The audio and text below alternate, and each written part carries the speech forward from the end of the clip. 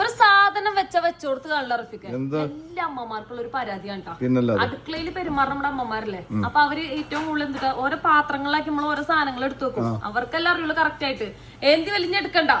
അതും പോരാണ്ട് കൊറേ എണ്ണത്തിലാക്കി നിരത്തി വെക്കാൻ വേണ്ട. ഇതൊന്ന് കാണിച്ചു കൊടുത്തേ.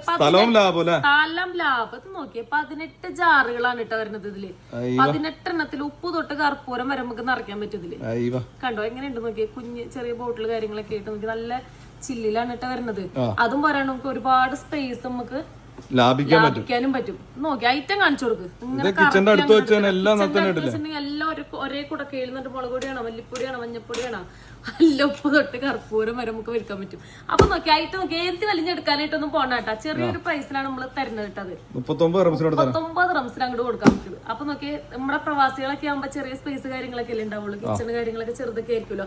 അപ്പൊ എല്ലാം ഒരേ ഇതിൽ ഉപയോഗിക്കാനായിട്ട് പറ്റും. പിന്നെ ഇങ്ങനത്തെ കണ്ടാൽ നമ്മുടെ അമ്മമാരൊന്നും വെറുതെ വിടൂല. പെണ്ണുങ്ങൾ പ്രത്യേകിച്ച് വെറുതെ വിടില്ല കിച്ചണിൽ ഇതൊക്കെ വന്നിട്ട്. അപ്പൊ 39 റംസിന് all over UAE delivery available ആണ്.